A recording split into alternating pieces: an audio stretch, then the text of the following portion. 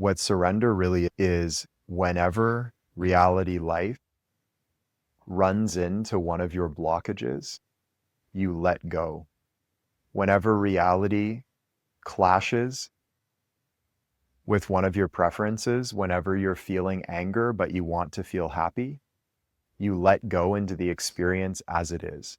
Whenever you feel grief but you want to not feel grief, you let go into the grief as it is.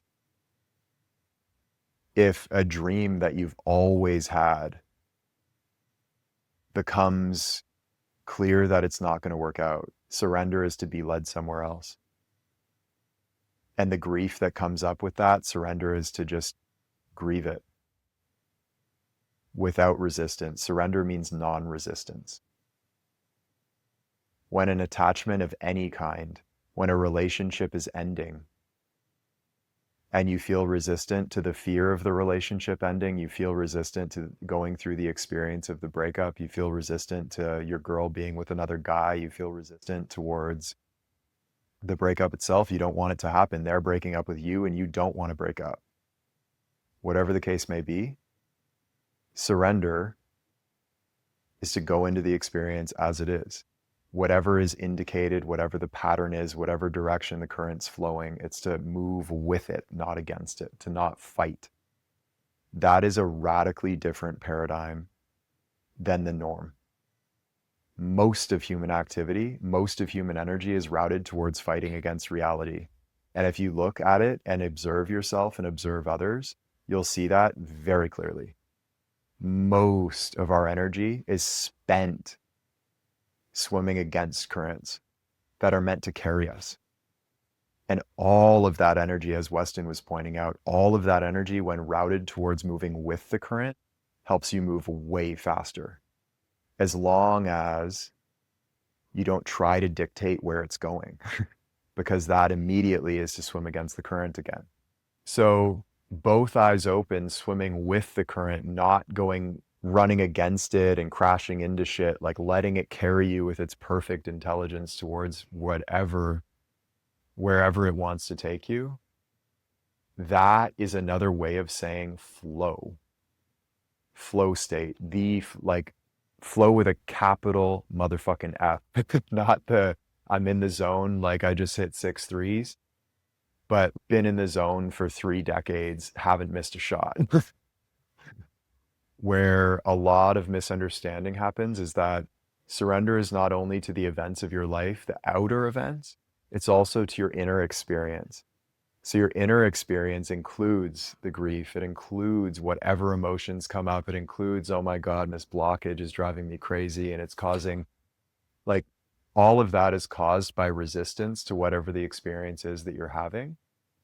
And whenever that resistance is let go of, the experience is what it is and it passes through you, no big deal. But you have to be willing to have the experience. To feel the anger, the grief, the suffering, whatever variety it may be. Non-resistance internally is internal freedom. Non-resistance externally is external freedom, only if you're willing to go where the flow of life is taking your external experience. Like, for example, I think EGT is the obvious one. Wanted to be a pro player, injured my hip. The next year or two, I started a business that totally transformed my life, and it was way better than my basketball career could have been. God made that shit happen. I didn't. For sure I didn't, because if I was steering the boat, I would have tried to steer it towards professional basketball and we wouldn't be here today.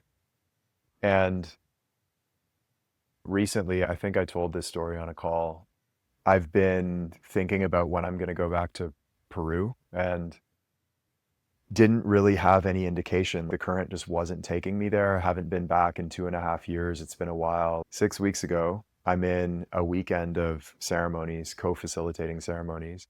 And the first night, I just had this thought out of nowhere, it might be time to go back to Peru.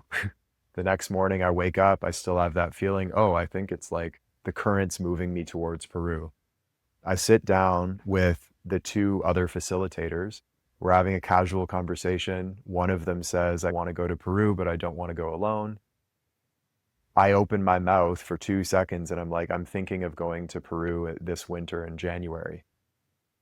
Within an hour, I somehow, without planning it, had a group of 10 people who all wanted me to lead a trip to Peru for them and introduce them to my teacher in the Amazon and lead or guide them through ceremonies there. And I was like, I did not do that shit. And now I'm in charge of this big trip. I was like, I didn't sign up for this, but I'm going with it because it's indicated. The pattern is indicated. And that's no different than a relationship falling apart and your internal experience is telling you it's over and your outer experience is leading you guys away from each other. The resistance is saying, oh my God, what if she actually is the one? Oh my God, what if I lose her and she ends up with another dude? How terrible will that feel? All that shit. Like, surrender is to just go with the pattern. There's a force of nature inside of you, and that force of nature wants to evolve, and that evolution is pointing in the direction of waking up, awakening. And that force will purify you, unobstruct you, unbind you if you let it. There's a story about the night before the Buddha woke up, sitting in meditation, and has this very visceral vision of like demons clawing at his skin. You'll like this. Has this vision of demons clawing at his skin. And that would scare the shit out of a lot of people, right? Very dark. The Buddha described it after awakening as angels tearing away the bindings that kept him from freedom. That's surrender. Is everywhere spirit is running into blockages within me, obstructions, that hurts, but it's a purifying pain. And surrender is to allow it. And again, reiterating, that doesn't mean your ego will get what it wants. By definition, it means your ego, if true surrender means what your ego wants, is irrelevant. The spiritual path is leading in the direction of surrender, deeper and deeper and deeper and deeper surrender until it's just spirit flowing through you unobstructed. And one way of looking at this is that there's teachers and gurus and authorities and books and plant medicines even. The true master is life. We are all, whether we recognize it or not, in an apprenticeship with life. And life is constantly in a process of trying to teach us. And our egoic obstructions are the ways in which we turn a blind eye to the teaching and resist it, and we don't learn. Surrender is the process of looking directly at what you're being taught and going where the teaching leads you. Hey, it's Taylor. I hope you enjoyed today's clip. And if you did, here's where you can go deeper right now. So my favorite part of the work that I do here is a daily email newsletter that I write every morning on the topics of human development and human potential, life strategy, training the mind, productivity and life optimization, and generally speaking, the path to self-mastery. And so if you enjoy these talks, I know you're going to love the newsletter. And if you'd like to check it out, hit the link in the description or head over to taylorallen.me and you can sign up free of charge. I hope we see you there.